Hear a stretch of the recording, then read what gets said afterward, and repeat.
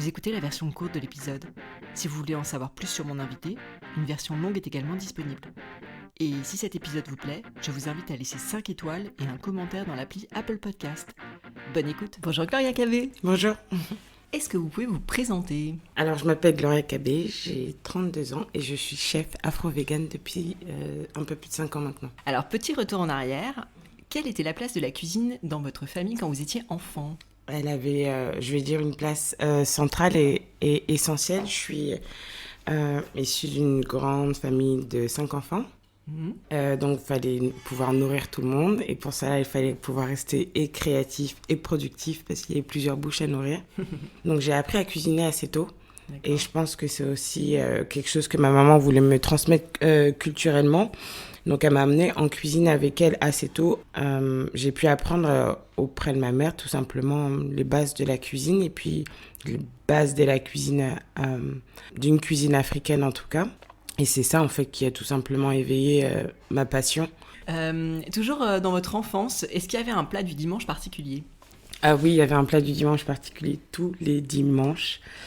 Ou la plupart des dimanches, ma mère prépare un plat traditionnel du Congo qui s'appelle le saka-saka, qui est un plat fait à base de feuilles de manioc et d'huile de palme, et qui reste l'un de mes plats préférés jusqu'à aujourd'hui. Et quand vous étiez petite, quel métier vous rêviez d'exercer ? Honnêtement, j'avais plusieurs aspirations parce que j'ai grandi aussi avec l'une de mes tantes et que c'était le métier qu'elle voulait faire. J'ai voulu être hôtesse de l'air et c'est ce que je suis devenue plus tard. Et au final, votre tout premier job, qu'est-ce que ça a été ? Le tout premier job que j'ai fait, je pense que j'avais 13 ou 14 ans, je travaillais sur un marché. J'avais déjà assez tôt une conscience un petit peu de la responsabilité dans le travail. Si on revient sur votre intérêt initial pour la gastronomie, oui. Comment est-ce que c'est né ? Donc on a compris que vous aviez très jeune été en cuisine avec votre maman et qu'elle vous avait appris les bases. La cuisine avait une place importante à la maison. Je me rappelle de souvenirs où j'ai un frère jumeau et on pouvait passer des après-midi entières à regarder des émissions culinaires ensemble. Ouais. Et ça, je pense que mine de rien, ça a été une forme aussi de, je dirais pas d'apprentissage, mais c'est ce qui a fait peut-être grandir cette graine de mon amour pour le goût, pour les belles choses, la grande envie de pouvoir tout goûter et de se rendre compte en fait des textures et des saveurs. Ça, je pense que ça joue une réelle place importante dans le fait que je fasse de la cuisine aujourd'hui. Ouais. Pour autant, ça a été un chemin un peu détourné par lequel vous êtes devenu chef, puisque donc vous êtes devenue hôtesse de l'air. Il y a un goût du voyage, sans doute. Ce qui je trouve hyper intéressant dans votre parcours, c'est aussi que vous avez vécu dans plein d'endroits différents. Oui. Alors, bien entendu, tous les voyages que j'ai pu faire m'ont influencé dans le métier que je fais aujourd'hui, puisque je suis extrêmement curieuse, mais dans le bon sens du terme, et j'adore aller découvrir de nouvelles cultures, mais de manière vraiment générale. J'aime vivre localement lorsque je voyage et je me déplace. Je dirais toujours que le voyage qui m'a le plus touchée, c'est lorsque je suis partie au Brésil, vivre au Brésil. Donc là, ça a été plus qu'un voyage, j'ai décidé de m'y installer pendant un moment. Et là, j'ai pris une claque. J'ai pris une réelle claque en termes de cuisine, parce que j'habitais dans le nord-est du pays, dans la ville de Salvador, et qui a une grande influence africaine. On oublie souvent que c'est la première capitale du Brésil, la ville par laquelle tous les esclaves sont arrivés et ont aidé à construire le pays que c'est aujourd'hui. Et Salvador reste extrêmement imprégné en fait de ce passage et de ce moment historique jusqu'à leur cuisine. Et ce qui m'a beaucoup touchée en fait, c'est de retrouver des éléments de la cuisine, des cuisines africaines dans cette cuisine afro-brésilienne qui se trouve à l'autre bout du monde.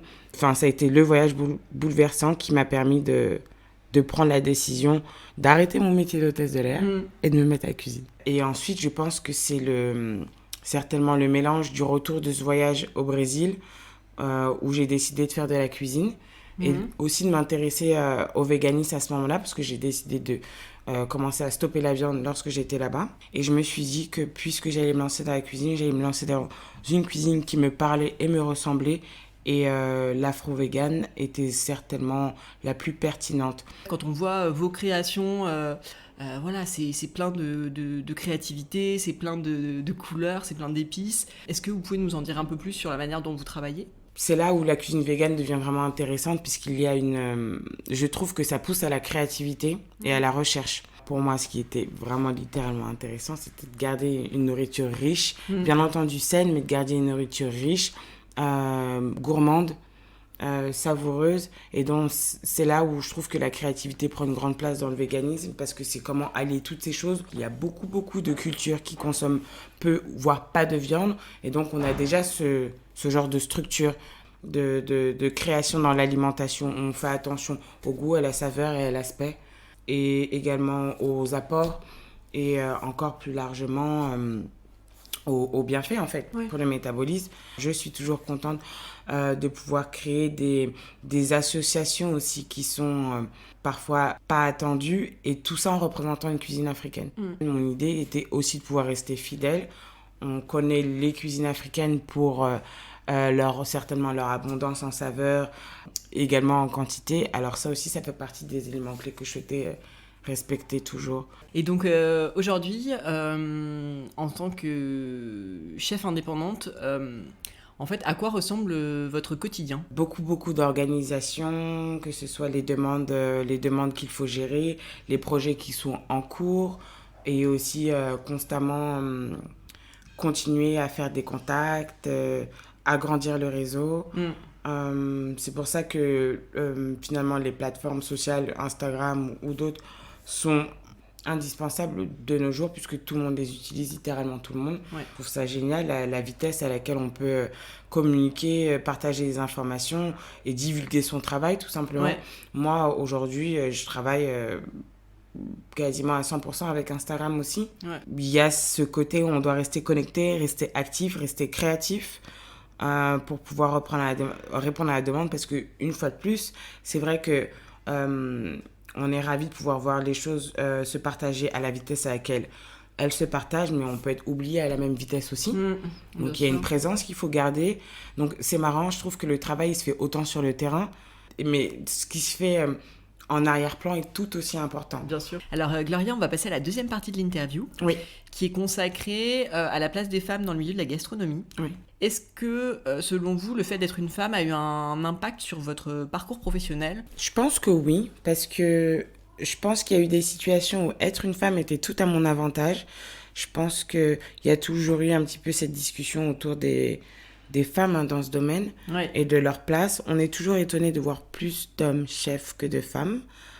Je crois que je le suis encore un peu aujourd'hui, puisque j'ai encore du mal avec le paradoxe où on associe la cuisine à la femme, mais la noblesse du poste de chef ou la réputation du poste de chef, elle est plus convoitée par des hommes. Donc ça reste assez paradoxal à mes yeux, mais je suis contente de voir de plus en plus de femmes talentueuses occuper ces postes, plus en plus de femmes talentueuses finalement reconnues.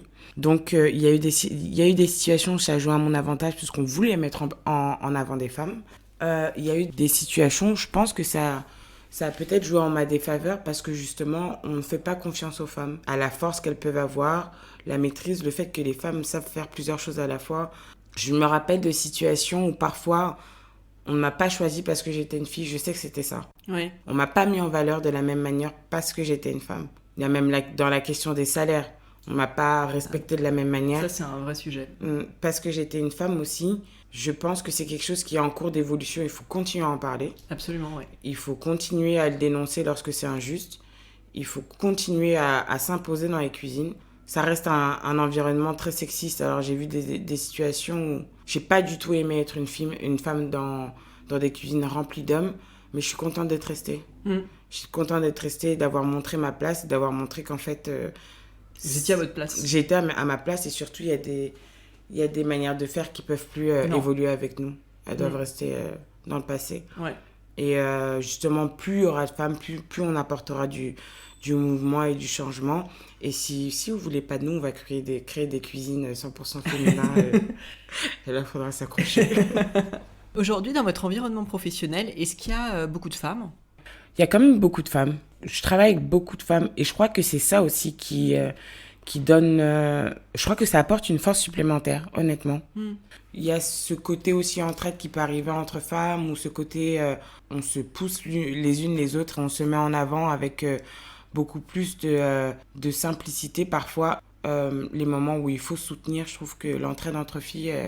entre femmes, elle peut être vraiment, vraiment solide. Le soutien qui peut venir des hommes aussi est extrêmement important. Est-ce que vous auriez un conseil à partager avec une femme qui nous écoute et que votre parcours inspirerait ? Pour entreprendre ce genre de projet un petit peu professionnel et un peu fou, surtout si c'est une reconversion professionnelle, il faut beaucoup d'organisation, d'information et de formation.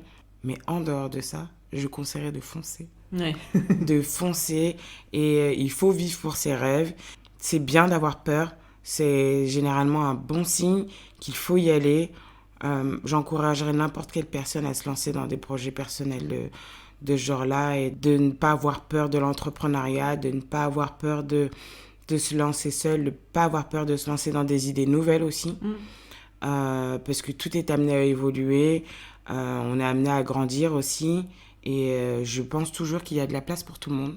Qu'au final, les seules personnes qui peuvent réellement nous fermer les portes, c'est nous-mêmes. Donc, mon conseil, ce serait fonce.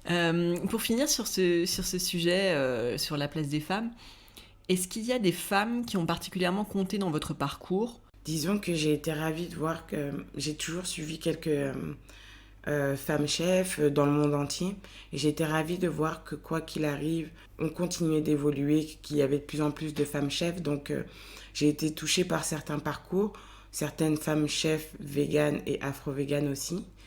Ensuite, j'ai envie de dire que je pense que je suis sacrément bien entourée aussi. Je pense que c'est assez paradoxal. Ma maman, elle n'a pas toujours compris au début pourquoi est-ce que je décidais de changer de carrière et de me lancer là-dedans. Mais maintenant, c'est une des personnes qui m'encourage le plus.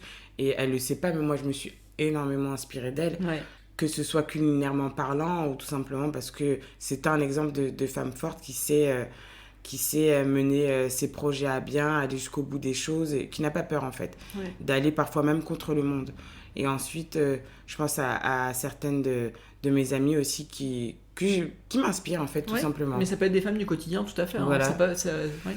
Des femmes qui m'inspirent par leur combat, qui aussi dans leur domaine décident de s'imposer, de grandir, transmettre un message, évoluer et... elles m'ont toujours énormément touchée. Je crois que les femmes activistes, mais activistes de manière générale, sans préciser catégorie, m'ont toujours beaucoup, beaucoup, beaucoup touchée. Ouais.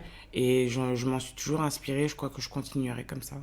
Vous avez écouté la version courte de l'interview. Si vous voulez en savoir plus sur mon invité, une version longue est également disponible. Si ce podcast vous plaît et que vous souhaitez le partager avec le plus grand nombre, rien de plus simple. Mettez-lui 5 étoiles et laissez un commentaire dans l'appli Apple Podcast. J'attends vos réactions sur Instagram, sur le compte girls.in.food, ainsi que vos suggestions d'invités. À bientôt pour une nouvelle interview de femmes inspirantes.